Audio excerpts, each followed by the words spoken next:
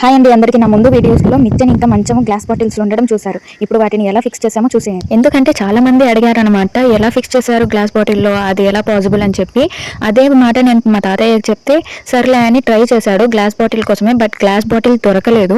So normal plastic bottle తోనే try చేద్దాంలే అని ఫిక్స్ అయ్యాడు. ఇది ఎలా అంటే మా తాతయ్య యూజ్ చేస్తున్నాడు కదా సీజర్ లాంటిది, అది మా తాతయ్య అదే పనిగా సపరేట్ గా చేసుకున్నాడు అనమాట. అదైతే బయట చిక్కుతుందో లేదో నాకైతే తెలియదు. మా తాతయ్యని అడిగితే నేను చేసుకున్నానమ్మా అన్నాడు.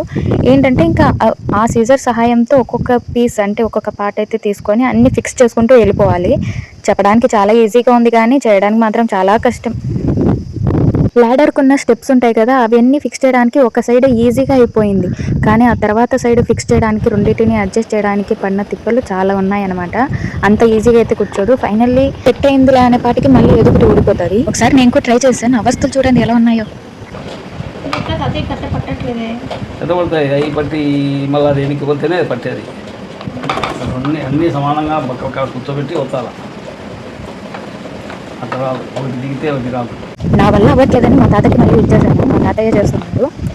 అన్ని పీసెస్ అయితే మళ్ళీ తీసేసాడు అనమాట. నేను చేసిన పెంటకి అన్నీ ఫిక్స్ చేసుకుంటున్నారు. మరి ఫైనల్గా అయితే సెట్ అయిపోయింది. ఇంకొకటేమో సెట్ అవుతుంది. ఫైనల్గా మొత్తం అయితే కంప్లీట్ అయిపోయింది.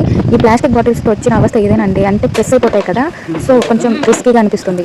గ్లాస్ బాటిల్ అయితే ప్రెస్ అవ్వదు కదా, అండ్ ఇది కొంచెం మెయిన్ ఓపెన్ చిన్నగా ఉంటుంది, అది కొంచెం పెద్దగా ఉంటుంది కనుక ఈజీగా అయిపోతుంది. చూడ్డానికి అరే ఎంత సింపుల్గా అనిపించింది కదా, కానీ ఒక్కసారి ట్రై చేసి చూడండి. వామ్మో చాలా కష్టం. బట్ దానికంటే కొన్ని టెక్నిక్స్ ఉంటాయి, అవి యూజ్ చేస్తే ఈజీనే. మా తాతయ్యని ఎవరు నేర్పించారు నీకు ఇది అని అడిగితే మా నాన్న నేర్పించారని చెప్పారు.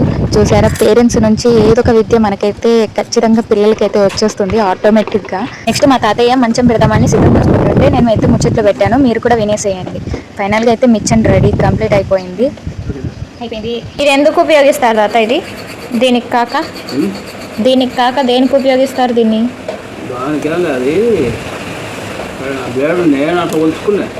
నువ్వు చేసుకొని ఇది మంచం కూడా సేమ్ ప్రాసెస్. ఇంకా మిక్చర్ లాగానే పీసెస్ అటాచ్ చేసుకుంటూ వెళ్ళిపోవడమే.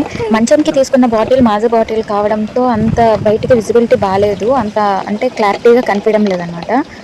ఇంకా ఫైనల్గా అంతా అయిపోయాక బయట మా వాళ్ళు ఉంటే పోయి చూపిద్దామని చెప్పి అయితే బయటకి తీసుకెళ్ళిపోతుండే.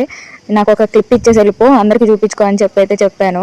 ఓకే అండి, అలా చూసేసి వెళ్ళిపోతారా? ఇంత మంచి ఆర్ట్ చూపించాను కదా, లైక్ షేర్ సబ్స్క్రైబ్ చేసుకోవచ్చు కదా ప్లీజ్. నెక్స్ట్ వీడియోలో కలుద్దాం. Bye bye.